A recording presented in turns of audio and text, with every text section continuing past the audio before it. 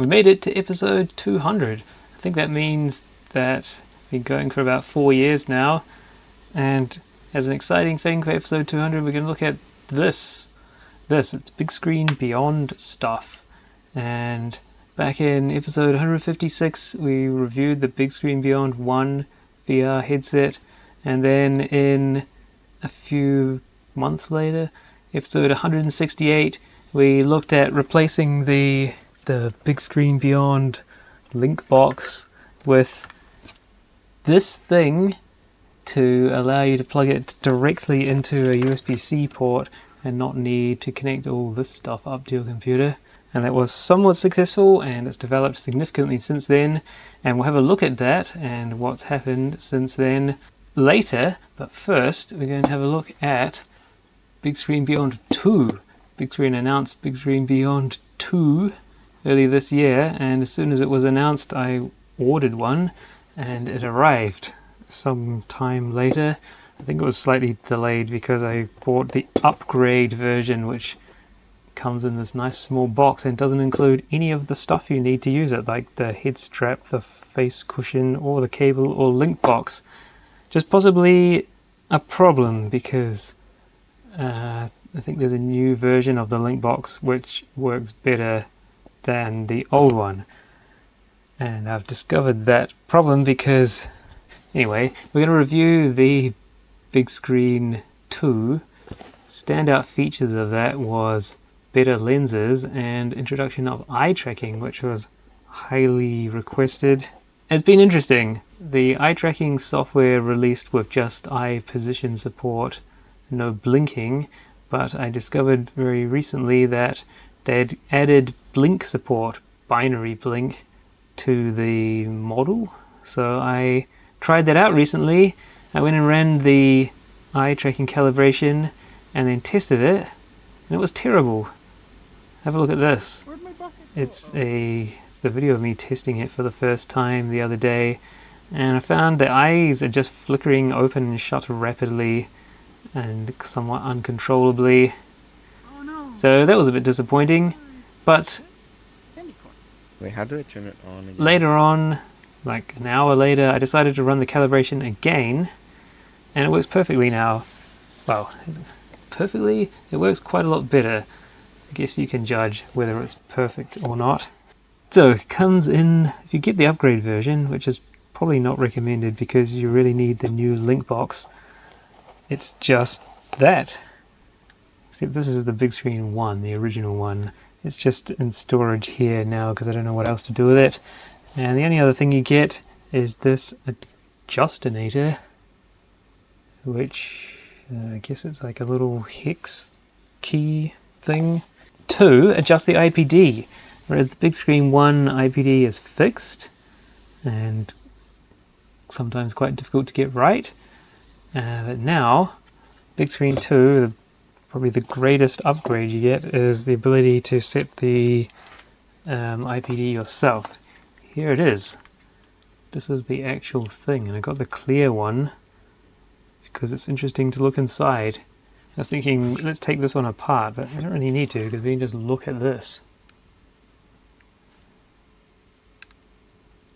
Yeah, it's got one of those Tundra all-in-one tracking devices there. Yeah, so that's my, well, this is my second one, the slightly thicker one, which is better for use with the prescription lenses. But it's supposed to be lighter. Maybe we could test that, although I don't have to pull all the bits off to weigh it. So if you want to adjust the IPD now, all you have to do is insert this tool in the side and get that to engage with the little screw thread thing in there, and then you can twiddle it around, and there's a gauge you can sort of see just in there for each eye. So each eye is adjusted independently, the adjustment there for the right eye. And so I just set those when I first got it, I think slightly less, very slightly less than what this is, what was good for Bigscreen 1, and that's been working fine. I haven't needed to adjust it at all. You can see there, we're already making a mess and going off the very rough script, but That thing there is the eye tracking camera. It's got some IR LEDs, and then the bit in the middle is the camera.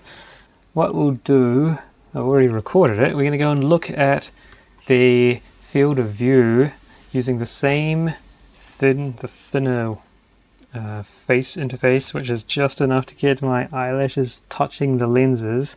I went and tested this, the Bigscreen 1, and then tested Bigscreen 2 in the VRChat world for doing various tests.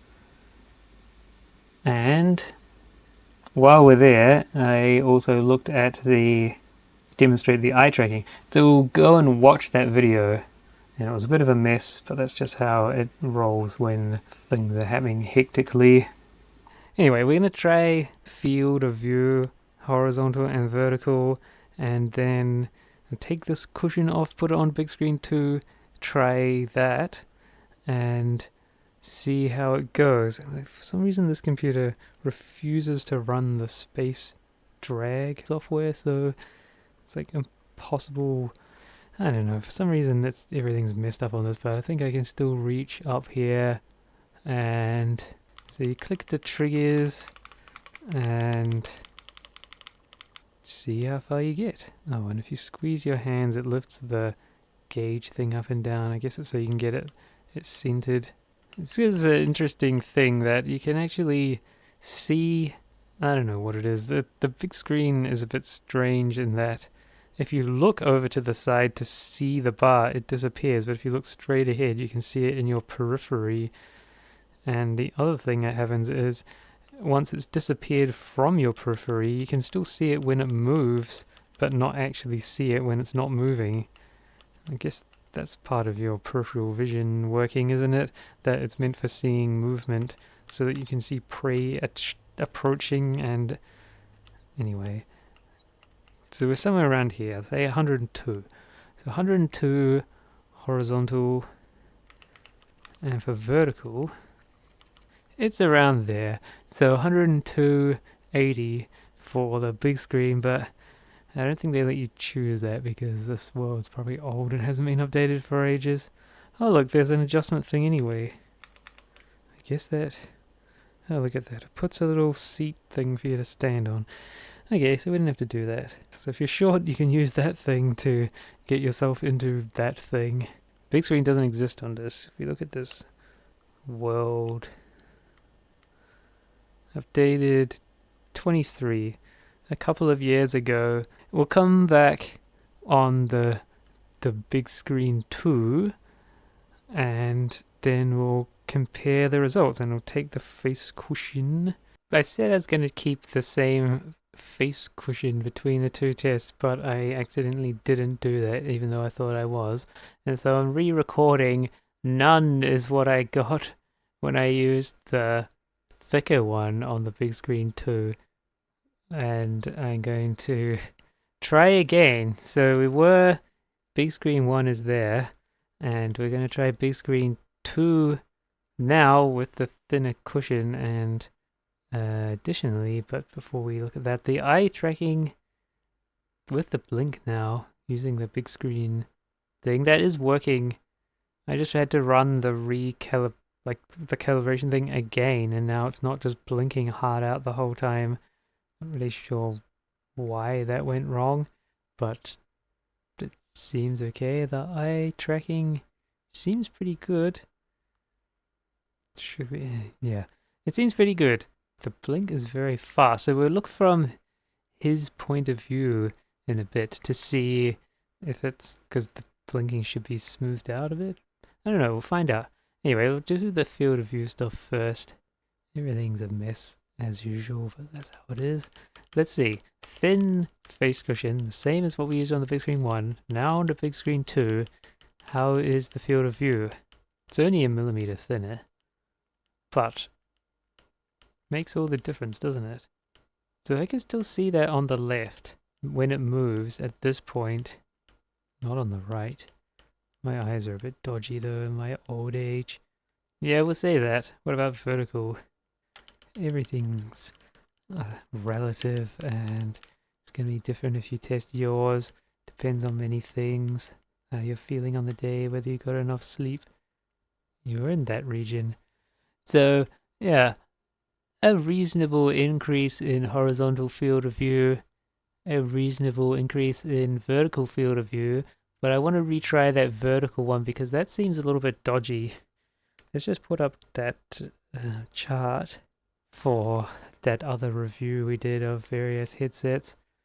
So originally I'd got 102.92 on the original Bigscreen. So I'm unsure about that measurement there. That might be not correct. So I'm going to try redo it, and then we'll have a look at eye tracking business. So okay, we'll try to... This is a lot of fiddling around. At least it's not as bad as it would be with with you trying to use the same computer and having to shut everything down to swap headsets over. But we want to retry this thing, the vertical field of view, just to see why did I think it was so low. Yeah, we're around about there, 84. That's still so much down on what we saw last time. Yeah, if you're staring straight ahead, yeah, it's somewhere around.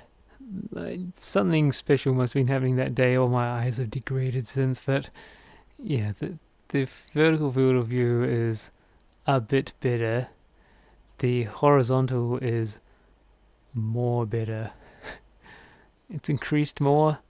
The field of view is better on the big screen too. There you go. The amount of the image that is sharp has also improved, which is good.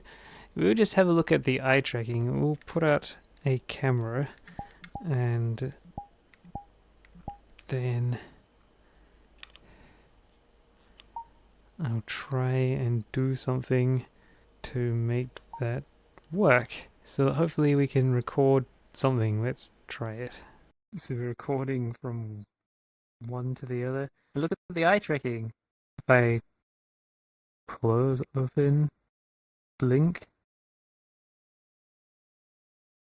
a normal quick blink, and various eye movementy things. That's what it's like.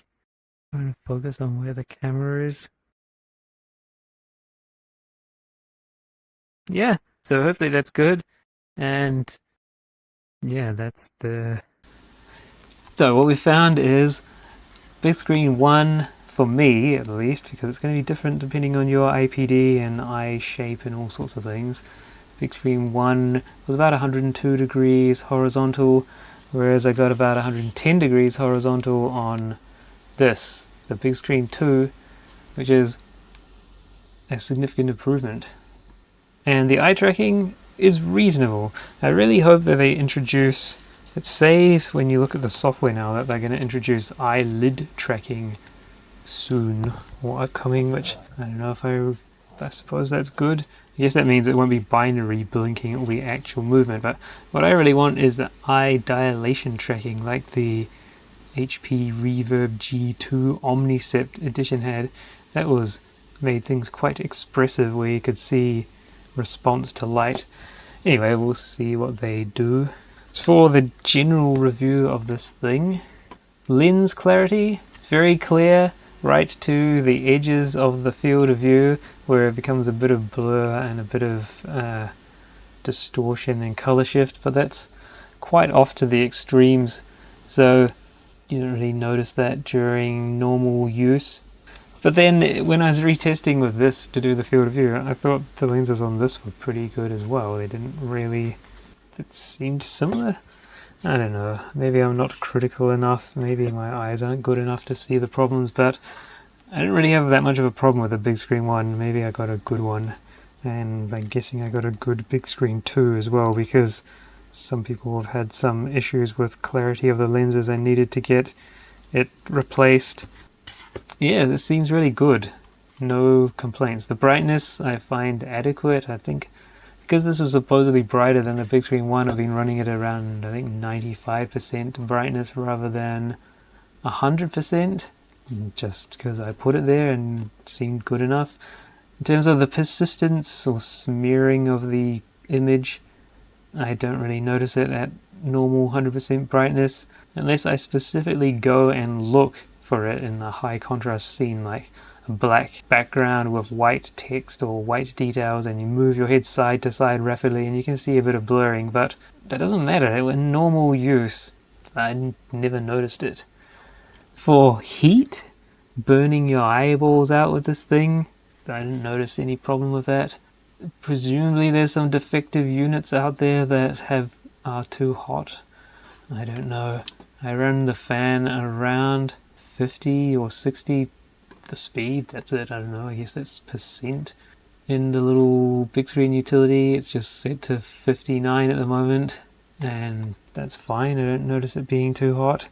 I guess there is a slightly warm feeling on your eyes, but this isn't really noticeable, not something that bothers me at all.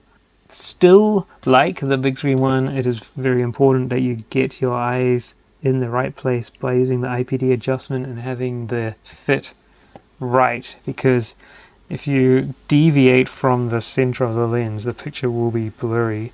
It's once you get your eye in the right position and then your eye can look around within that sharp area that the whole image becomes sharp.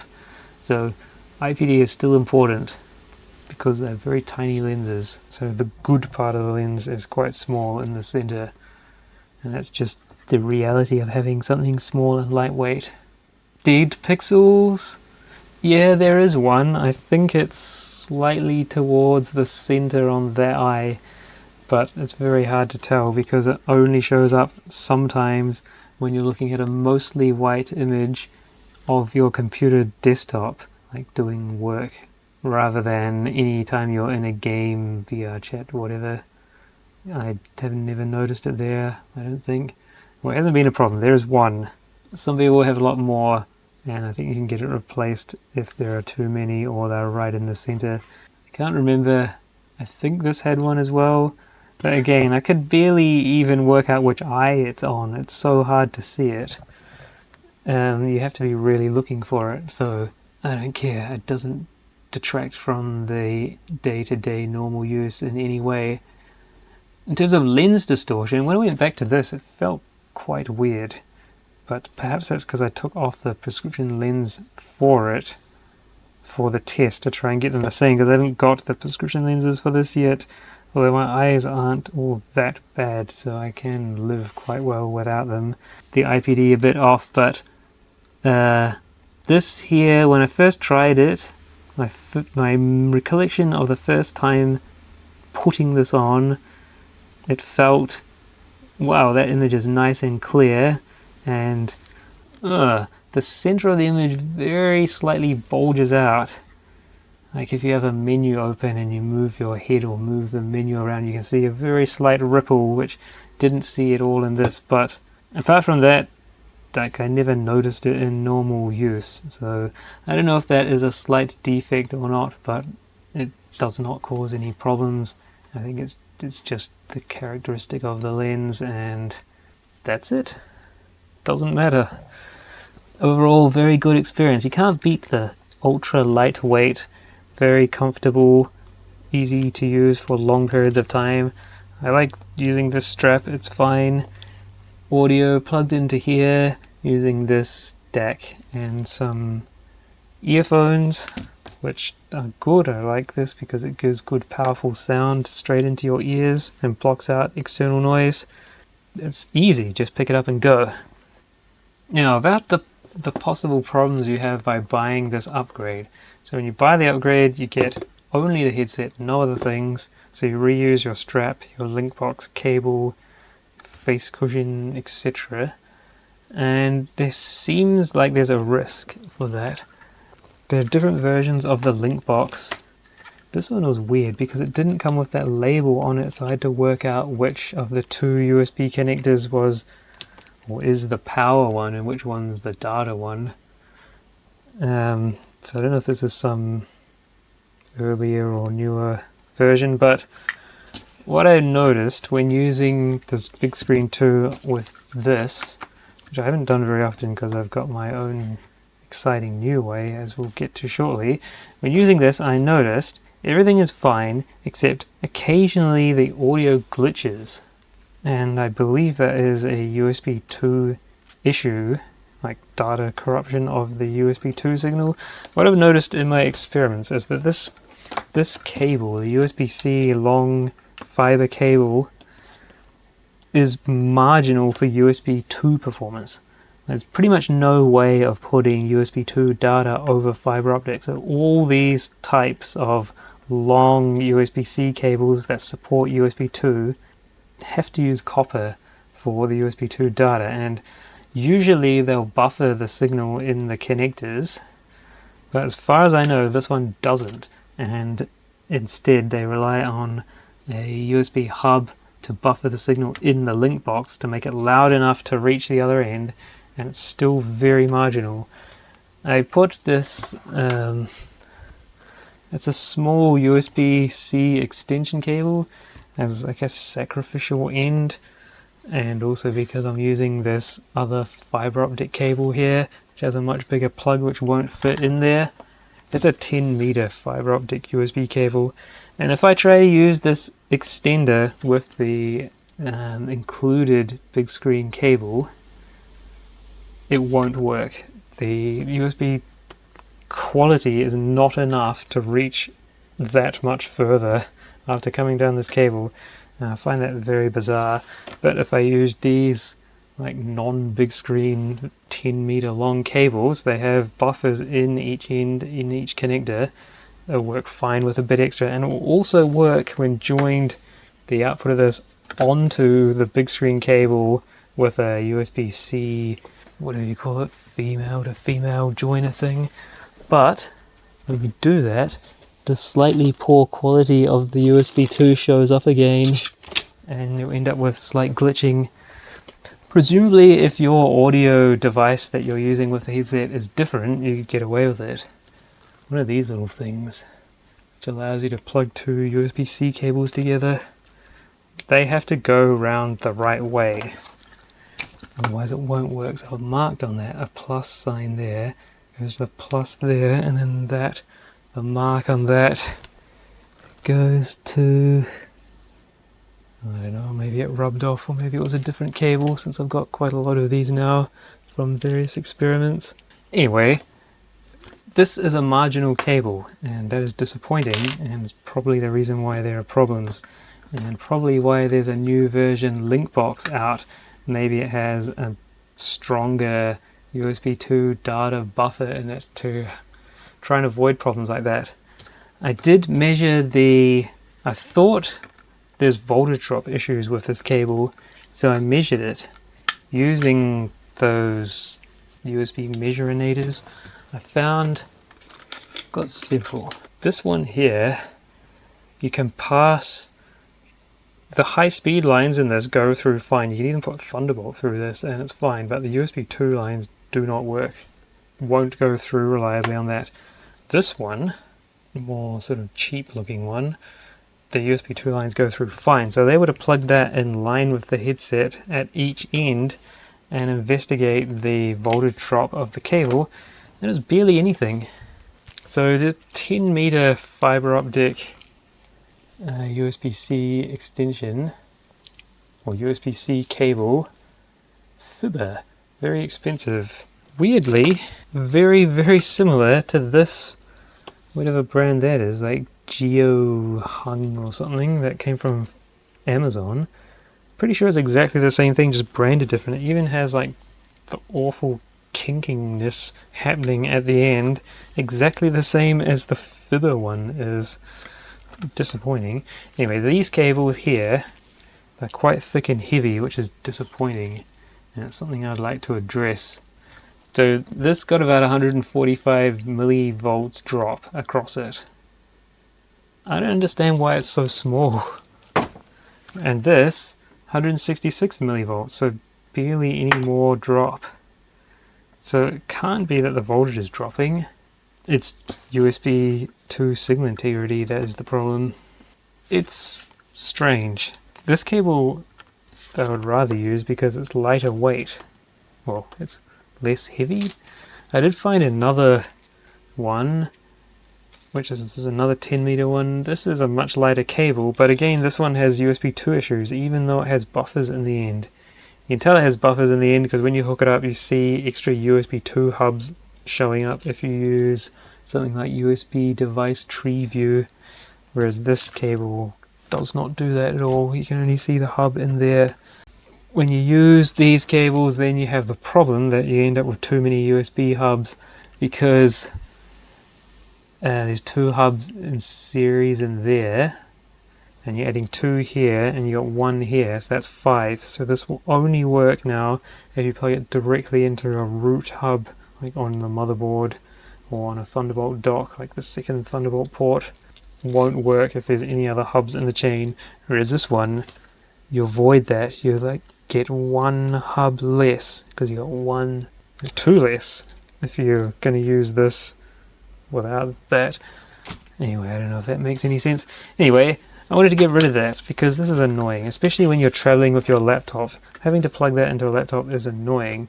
You got to get things like this USB-C Thunderbolt adapter, and then you still got to find 3 ports, use your phone charger, and then 2 ports.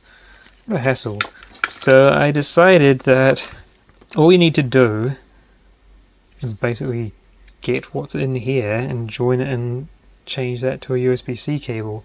And we investigated that quite significantly in the previous video about removing, whatever episode number that was, removing the link box. And in that I worked out a pinout, chopping open a link box and coming up with a pin arrangement, and I hooked most of it up in that video and made this. But at that point I was powering it externally, and also the USB 2 was external, and at that point in that video is where I discovered that this USB-C cable is no good because we could not use it with this. The USB 2 signal integrity was not good enough, so I was a bit disappointed at the end of that video. But since then I got these, and because they're buffered properly, it works excellent with those.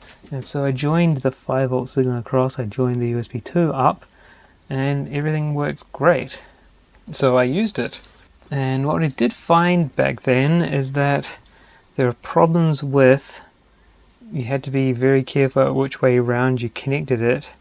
But I've since solved that, because there was the CC line I didn't know what to do with at the time, but measuring the link box, it seemed it was pulled up to 5V by 10k and pulled down to ground with a 15k. So I just implemented that on here. I think it's that.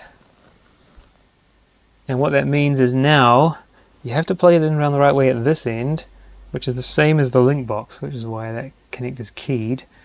And at the headset end you can plug it around either way, so that's much more convenient. Once you mark that on your cable, and then it doesn't matter which way around you plug it at the other end, makes it a lot easier to work out.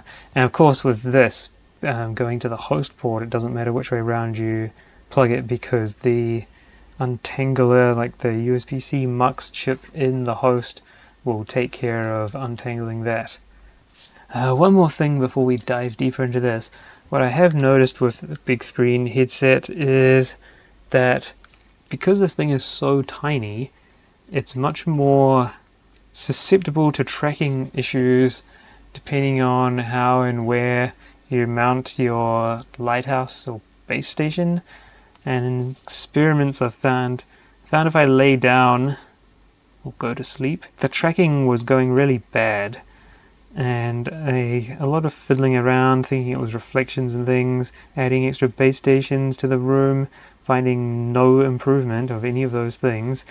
What it turns out that if you're standing normally and your base stations are up here, pointing down on this kind of angle, everything's great.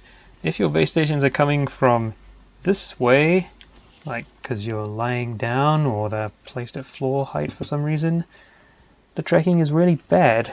And we can probably see why by looking at this. There are no receivers on the bottom. There are some around here. Photodiodes. some on the edges.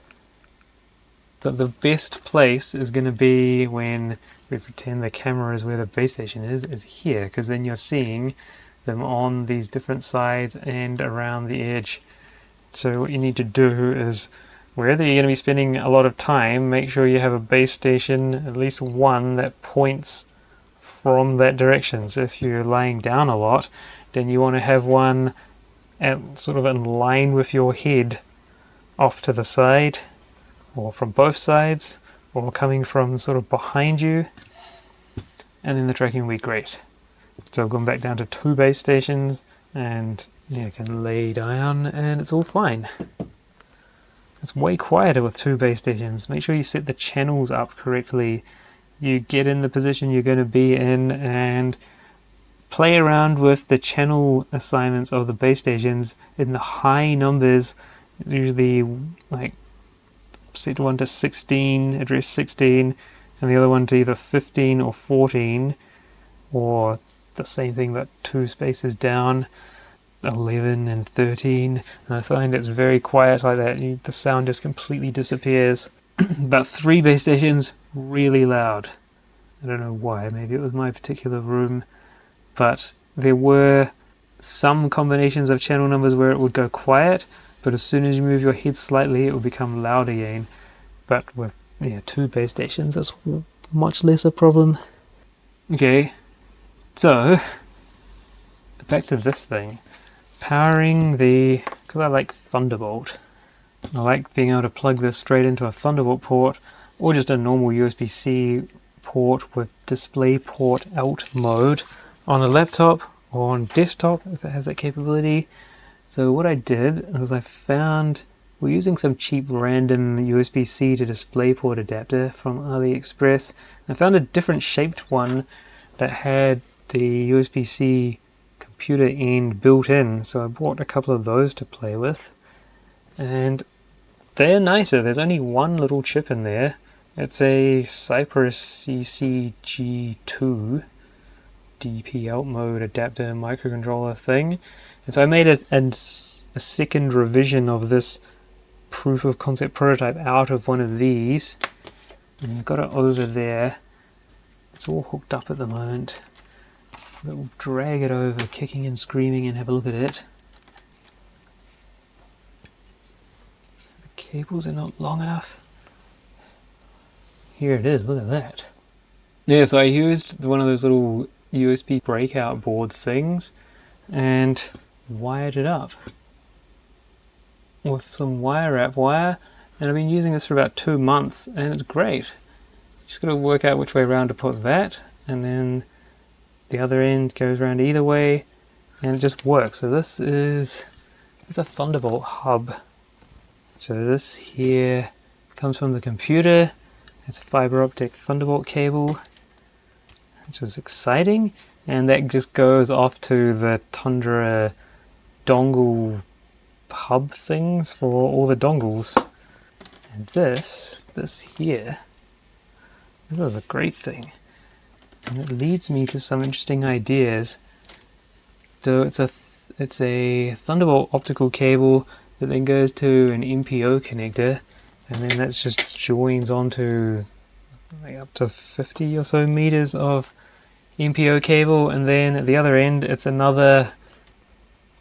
pretty much this again, which goes into the computer, and so you can locate it far away. So my plans now, multiple plans, is to make my own circuit board for this, but thought we can make this even better. I was thinking of putting a boost converter on it so we can overcome voltage drop in the cable, but I'm not sure that's needed anymore.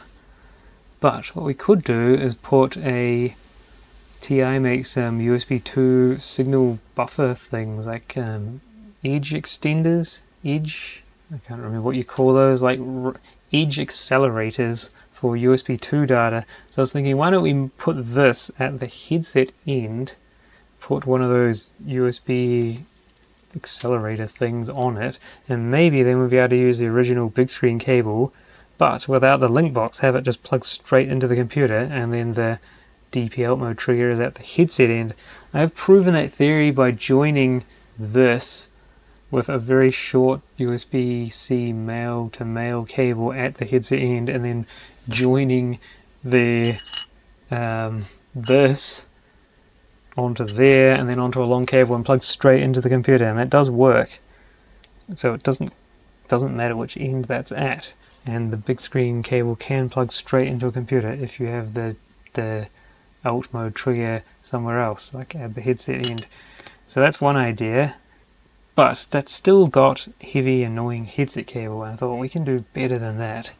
So next idea, I'm supposed to be telling you my secret plans, is to get I think we've already discussed this slightly, because we've got this really nice thin cable, optical cable, and that carries all of the data you need. Why not get one of these little Thunderbolt boards, like what you get in Thunderbolt docks.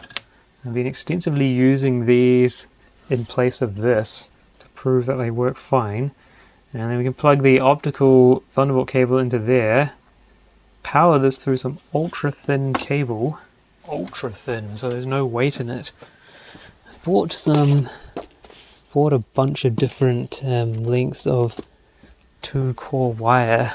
I think this one here, it was all nicely rolled up before, but then stuff happened. This is a 30 AWG 2-core cable, so we pair that with some very lightweight optical cable. Now we can run the and make my own little carrier board for this that sits there. It's still a bit messy and that needs a heatsink. And then we use this thin wire to bring the power across. Then we can have a super lightweight cable. Maybe bought some, look at this, bought a piece of this. It's 12-core fiber ribbon to play around with. So pair that with this thin cable, and that will be really, really lightweight headset cable, although it will probably be extremely delicate. So we just chop through this and then splice this 12-way ribbon onto it. That's going to be easy, isn't it? That's 12 fiber cores in there. And I've done an experiment. The big screen, it's around 6 watts when it's like going hard out, and this is also a couple of watts. You can see that they have heat sinks on them. So, and you want mouth trackers. That's the benefit of, yeah, it's a full story here. We want to use the Vive facial tracker, so you need USB 3. USB 3 doesn't come across to the big screen because the high-speed lanes of the USB-C are already used for the DisplayPort.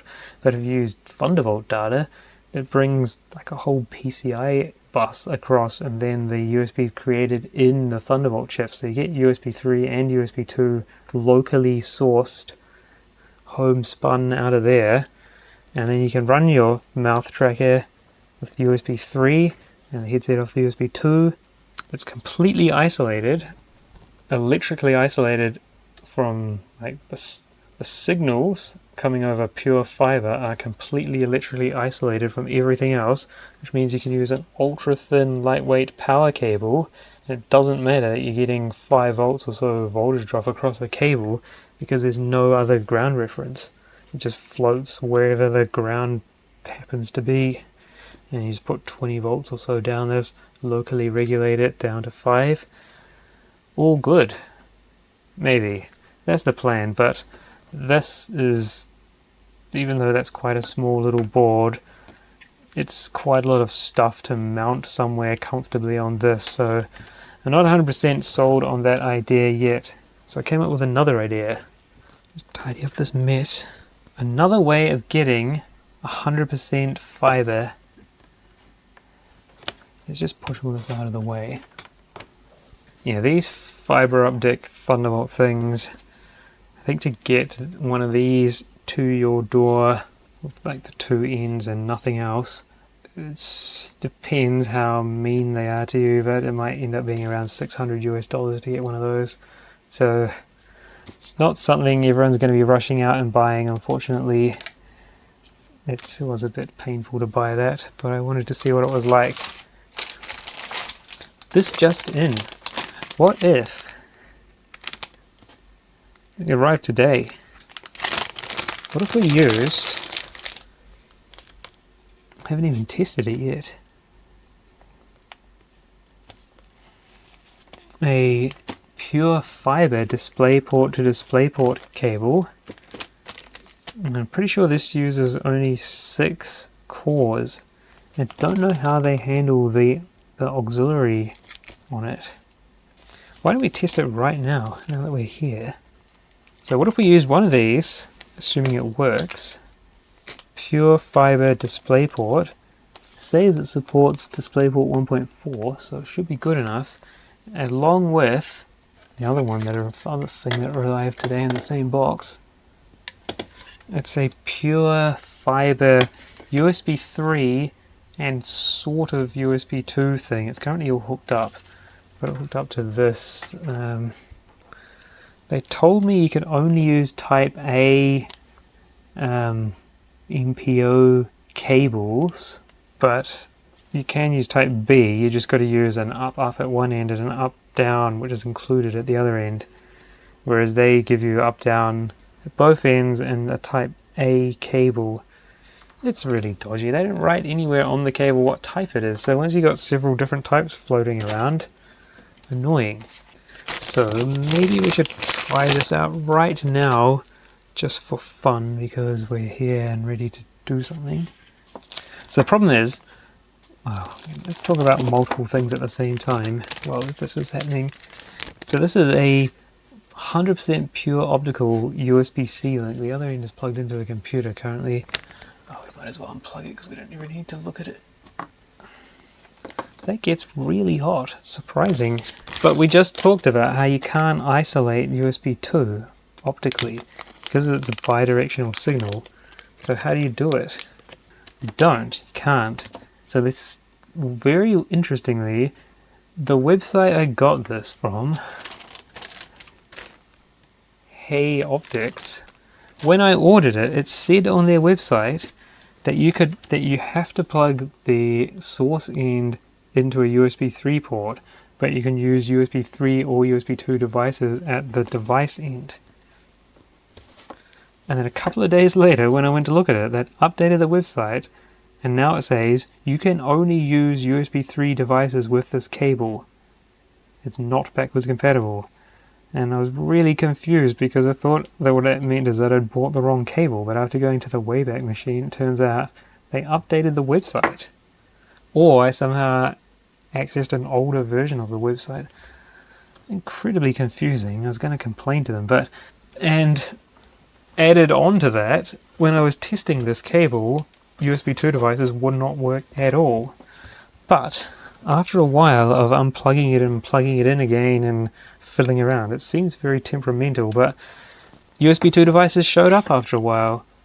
So I was just testing it with this hub and a few other things, and USB 2 does show up, but it shows up in a weird way. It's using a Fresco Logic FL6000, some kind of chipset thing which emulates the USB 2 devices on a USB 3 bus. Once it started working, I started try plugging headset into it, and it all shows up, but the audio doesn't work, the tracking doesn't work, but the Steam VR dongles do work, despite not even showing up as the right device. They just show up as like generic USB vendor-defined device or something, but they do work.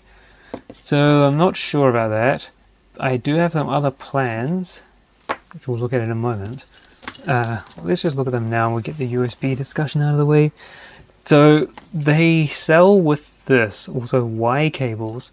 So even though these are using 12-way MPO connectors, as far as I know this is only 6 or 8 cores, and I think this one here, presumably it's only using 2, but it might be 4 if they've got some special signaling going on. In theory it only needs 2 because it's just a receive and a transmit for USB 3. What that means is we can just chop these off and then graft them into one cable so it's all nice and thin and compact, or into that fiber ribbon and have a really nice thin cable. So if the USB 2 on this had worked properly, it would mean we'd just put these two here, chop this housing off and like make a little board that they go into, and that can just mount up on the headset. Let's jump back again. So my plan for this thing at the headset end would be to have a rigid flex board, so a flex thing pokes out of it and goes into there and then comes out and allows you to mount the little board up here on the head strap where it's out of the way and not flapping around as a strain relief. Anyway, back to that. But yeah, that might be in jeopardy if we can't get USB 2 devices working reliably over fiber. It's not going to work because it's critical that the USB 2 works properly, because that's the only way you can use these headsets. Now my plan B, since the USB 2 device in that doesn't work, is I made a discovery. I'm just getting out some bits that I forgot to get out earlier. If you look very carefully in an index headset, you'll find an interesting little thing hiding in there. That there, giving away all the secrets now, yeah, VL671, what that is a, in theory, bi-directional USB 3 to USB 2 or the other way around adapter. And I believe the reason why that's in there is because they were originally planning to release a virtual link cable for the index, which got discontinued. Maybe because that's not a reliable source of USB 2. Because as you know, a virtual link interface replaces the USB 2 signals of a USB-C connector with USB 3.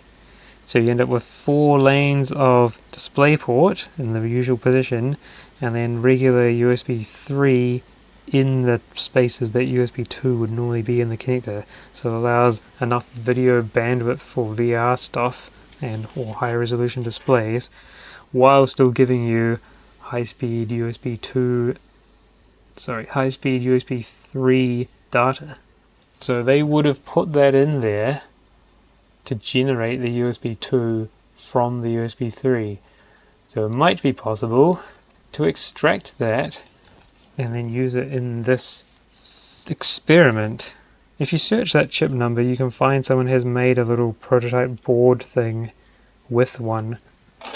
So I guess I need to do that, build that up and see what it's like.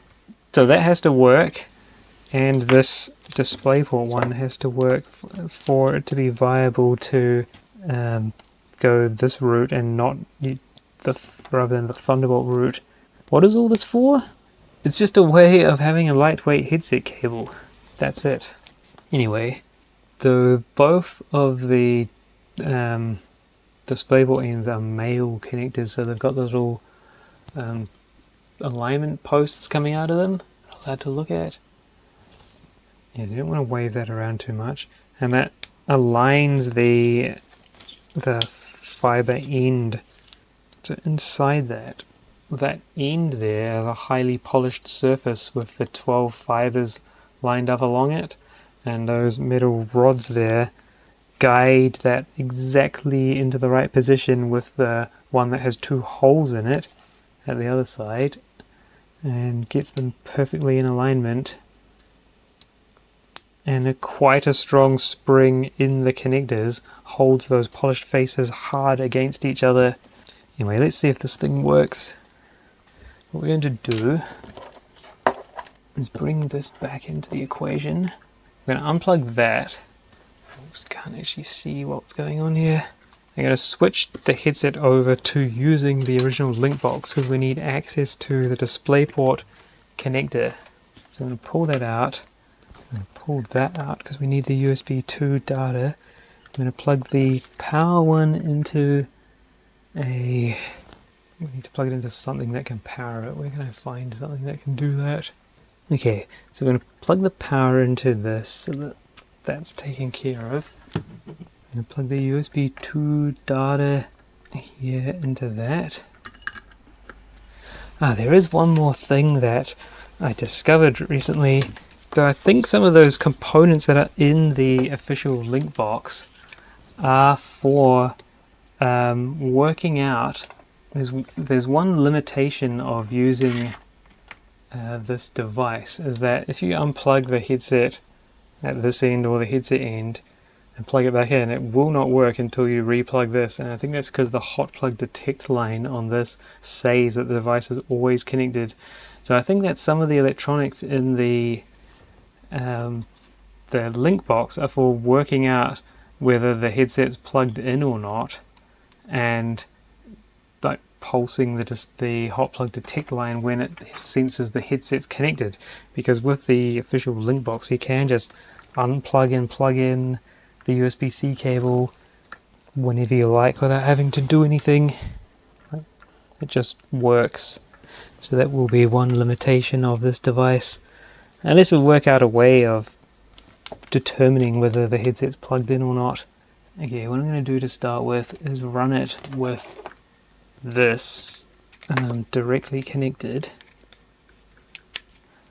just to prove that everything's working. It's come up fine. The picture's there.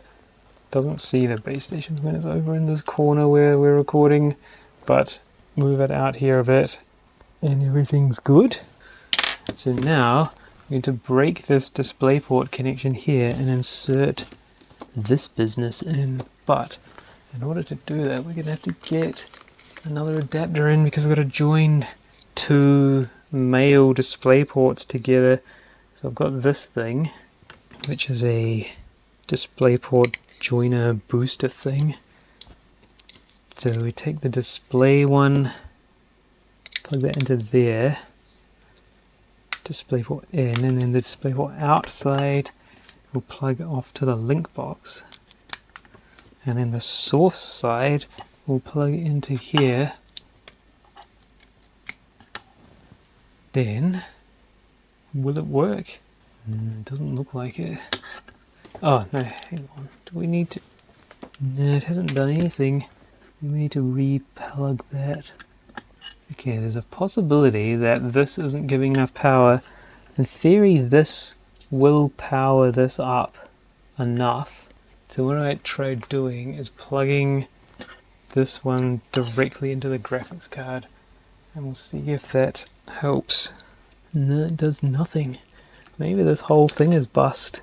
Did hook it up the right way. We used their A cable with their included adapters. Yeah, it's a bit disappointing, isn't it? Okay, maybe this is no good. I don't have any other monitors around. There's one other way we can just do a quick little verification.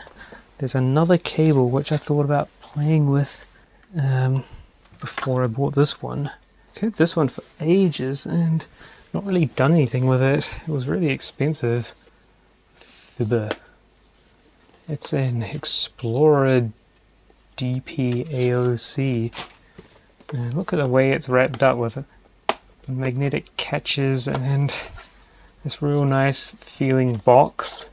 So what this is a mostly optical DisplayPort cable, which I got just because it looked interesting. It was not a very good purchasing decision, but oh well. So let's try that instead. I know it works because I've done it before and it worked in this configuration, just to prove that things aren't crazy. Ah, yeah, look at that, it's flashing. Yes, this Lenovo one can't deliver enough power, that's what the problem is. So instead we've got to use this cheap AliExpress one. It can deliver enough power. No, maybe this cable's the problem. Very confused now because I did all this before and it was... okay, so I didn't use that one. I just looked up the photo when I did it before so we can find what the configuration was that worked. What worked last time?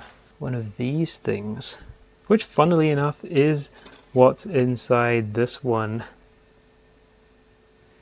So let's get that out.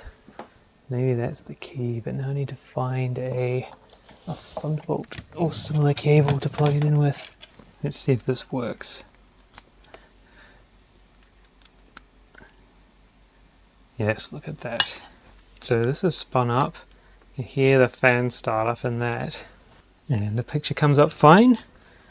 So now that we've proven the DisplayPort connection works and can provide enough power, I was thinking of cutting this thing up first and then using that to make effectively what this is, an optical only one.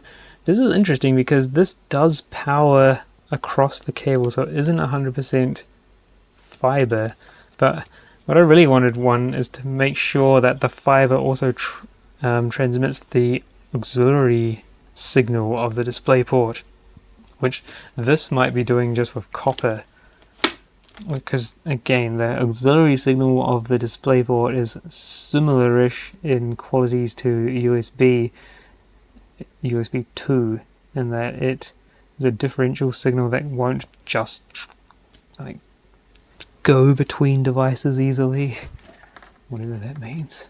It's not easy to isolate because it's a bidirectional signal. Okay, so let's try this again. No, it does nothing. But what I don't know is this providing power into the cable, which is a key requirement of it, because no power can come through the fiber. So I don't know about that. Maybe this was a dud buy as well as the USB 2 one. Don't have an easy way of measuring that. The only other thing I can do is try, just in case that cable is not doing it for some reason, different USB micro, annoying, in case that one for some reason doesn't want to play the game. It's drawing 0.3 watts. It's not really anything, is it? That's annoying. I wonder if we can just botch that easily. Pretty sure this will just pop open. Anyway, I don't have time to deal with that right now because, yeah, I think we've fiddled around long enough. Anyway, what's gonna... made a mess here. If I can get this powered up properly, what I'm going to do is make a little prototype board thing that will accept this plug and convert it into a USB-C port that can plug straight into the big screen, and then do some experiments with that. And that, along with, I've already started working on making a carrier for this, and already started drawing up a schematic for this thing so I can make a board. So eventually, if I get around to it enough, I will get a bunch of prototype boards made to test out these ideas, and when that happens, which is probably going to be months away, we'll make a video about it and we'll discuss how this stuff has progressed. So I don't know, is that a good review of the Bigscreen Beyond 2? I didn't even get to weighing it. I even bought some scales. Well, the reason why I bought some scales is because I wanted to look at the relative weights of headset cables. But why don't we just pull all this stuff apart, slop those headsets down on the scale just to finish off here, and we can see how many grams have they saved. So in full race mode here, measuring in grams, full race mode, 251 grams, which you can see there, 251-ish grams, and just the headset by itself, no extra bits. So I'm going to pull off the strap and the face thing, just the headset, 111.7 for the Bigscreen 2.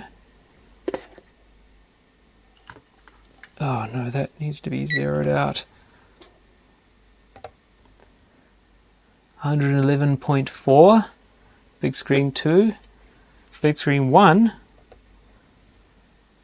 127.9. So we're about, what's that, about 20 grams more, roughly? It's what they said, isn't it? Yeah. 127 versus 111. But you have to add all this extra dross to it. I reckon this probably weighs almost as much as the headset. 60 grams, like more than half the weight. And then audio plus strap, another 68. What I wanted to do, maybe we'll just do this right now because we're still here, is what does the clear front panel thing weigh? Let's just rip it off of the original one and see, just as a little parting gift. Find a bit that will undo this. Maybe that was the right one. No. T7.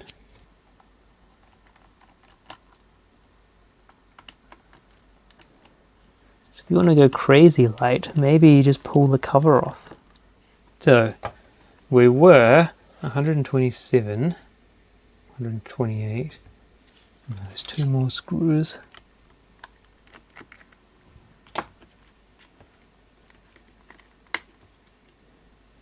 Oh, that's quite light. Okay, maybe it's fine. Okay, that's 11. So defrocked. 116. So it's still heavier than this one, the Bigscreen 2. That's interesting, isn't it? Photodiodes, and they wire onto that special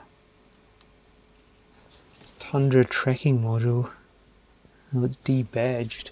Doesn't say on there what it is, but I'm pretty sure. Well, you know it is because when you look at USB device tree view, you see the Tundra tracker thing in the device name. Oops, that's a bit ruined now.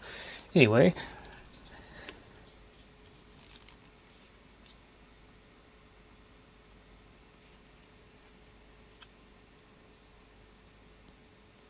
There's a nice look at the Bigscreen 1 and 2, a review of the Bigscreen 2 comparing it to the Bigscreen 1, a discussion about ways of using it without the Linkbox, and some developments that have been happening in there with my experiments, and some insight into future ideas that I'm going to explore for getting rid of the Linkbox and implementing ultra lightweight headset cables.